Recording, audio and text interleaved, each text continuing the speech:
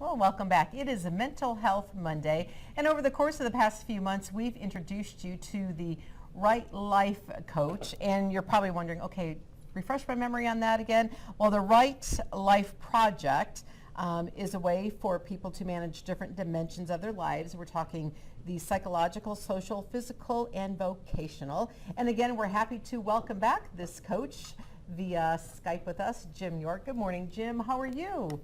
Morning. Very well. Thank you. How are you? We are fine. Thank you for joining us again on this Monday. You know, we love talking with you on our Mental Health Mondays because you make it apply to our lives, and it's so simple. We've received feedback from viewers saying, you know, when he talks, I can really relate to what you're saying. And this topic today, everyone can relate to. Last Monday, we were talking with someone about self-esteem, and this kind of all ties into it, doesn't it?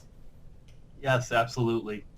You know, all of us have emotions or thoughts or behaviors that we don't like from time to time. And it's really easy to come to believe that there are parts of us that are actually our enemy, you know, that are working against us. And so it's really important to be able to work with those in a healthy way. You can actually use them to grow and become a better person and happier. So when we talk about things that we don't like, I mean, is it that little person on our shoulder, that little person in our ear we hear saying, you know, you just don't fit the mold? How do we start getting rid of that, and where does it come from? You know, and it could be all kinds of things. It could be, you know, this maybe a sense of greed or jealousy or lashing out in anger, you know, and the way you just put it is the way that a lot of people think of it, that there's an angel on one shoulder and a devil on the other, you know, is one way that people talk about it. And, you know, it's important to realize that the angel and the devil are actually they both reflect parts of you that are both looking out for your best interests. They're just looking at it in a different way. So that devil on your shoulder, the part that engages in the unwise thoughts and behaviors, is often driven by those primitive parts of our brains that we've talked about in past episodes that are really most concerned with ease and pleasure and feeling good right now. Whereas the other parts, the parts that want us to be better people, are really the higher order brain functions that we have as human beings. And so, you know, both are looking out for our best interests. It's just that one part is looking out for our short-term interests and the other part is looking out for our long-term interests. Wow. So So how do you change focus then? Because that seems to be the hard thing, you know, for a lot of people, is changing their focus more on the positive and not dwelling on the negative. well, you know, it's important to just be curious, first of all. So, for instance, let's take anger, for instance.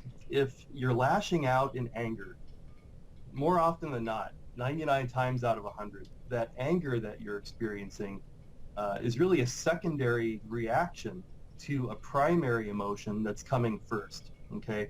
An emotion that is so powerful and unbearable that makes you feel so weak and compromised that anger comes riding into the rescue. Because, you know, when you feel angry, a lot of times you feel more empowered, that I can now control what's going on in my life. And so when you notice that anger coming up, it's kind of like a little red flag, like, oh, there's something for me to explore here. So then you'd want to look under that and see what's that primary emotion that's coming up first. But how do you detect that what would a primary emotion to anger be, Jim? Well, boy, it can be all kinds of things. You know, it could be fear, embarrassment, shame. Oh, okay. You know? So any of these negative emotions that make you feel really compromised and set back on your heels. Jealousy is a strong emotion, very strong. How do you shake that and because it comes up in different situations for people in different times, right? Right. Well, jealousy is similar to greed in some ways. You know, underneath these issues are often a sense that I'm afraid that I'm not going to have enough, or I'm afraid that I'm going to be alone, or I'm afraid I'm going to be hurt, you know? And so those would be the underlying issues that you want to pay attention to. If you can stay with us, Jim, we're going to come back, and I want to talk a little bit more about that in like maybe our children, if we see some of those emotions coming up in our children, how we can possibly nip that in the bud before it becomes a lifelong pattern. So stay with us. We'll be back with Jim Hjort in your Mental Health Monday when we return.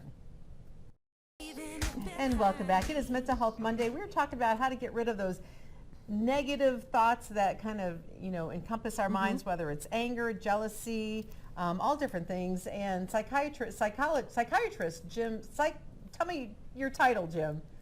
I'm a psychotherapist and a clinical social worker. That's what I was trying to spit out. See, now I'm mad at myself that I couldn't spit that out. So, Ronnie and I were talking during the break about the emotion of jealousy, and you were saying, can you change? How do you go about changing being a jealous person? Is that something that you're born with, and where does that, along the timeline of your birth to now, did that develop? Well, a lot of times jealousy goes back to early attachment issues. So the sorts of interpersonal relationships you had as a child in your formative years with your parents and other family members and close relations. So, unfortunately, it's not really possible to wake up one day and say, you know what, I've decided I'm not going to be a jealous person anymore. A lot of times issues like that need to be, dealt with in therapy a lot of times. So I recommend that. You had mentioned, in our youth and things like that. So before we went to break, I said, that's what I want to talk about. Do a lot of these types of emotions come out of our growing up and our situation, whether it's the people we're around or the environment we live in? Yeah, our early experiences as kids definitely echo through our adulthood. Now, when before the break, you mentioned, well, how do we help our kids with this?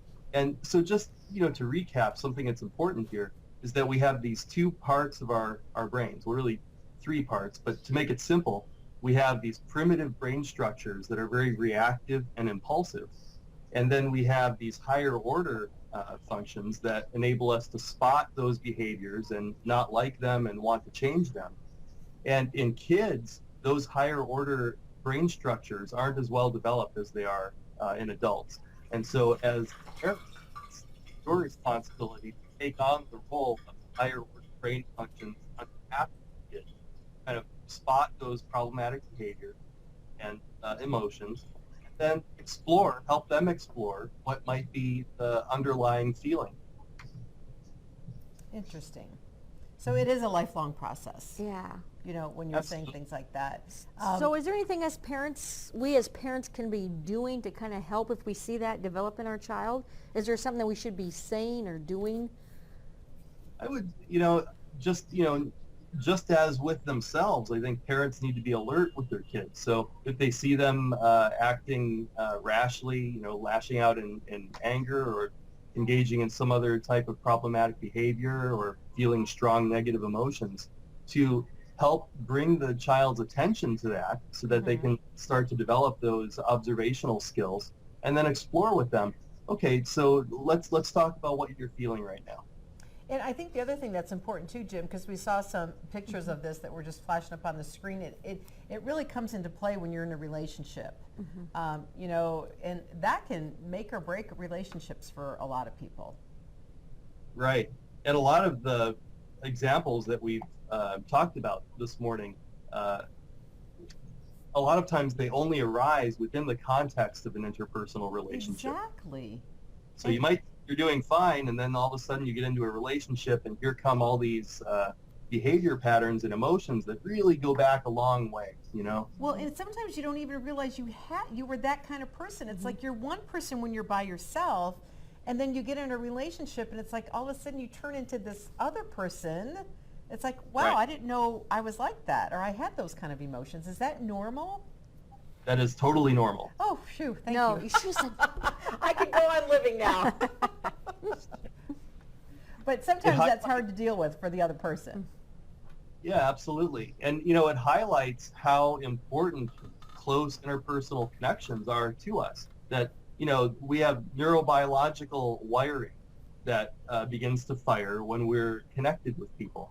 And so a lot of those connections don't fire when we're just on our own or, in an arm's length relationship with the cashier at the store. You know, a lot of these only surface when we're really in those close relationships. Good stuff. Very good point. Good And that's stuff. something for us to be maybe more mindful of now that that's brought to our attention. And easier on yourself, too. Yeah, exactly. Well, it's the Right Life Project, friends. Learn, grow, and do. And we so appreciate your time on Monday mornings with us, Jim. You're out in California. Is that where you are? That's right. I'm here in LA. So you're getting up a little earlier than usual. We appreciate you sharing that with our audience, and they do listen to what you say. And thank you for your time. We appreciate Glad to you. be here. Thanks for having me. Okay, thanks, Jim.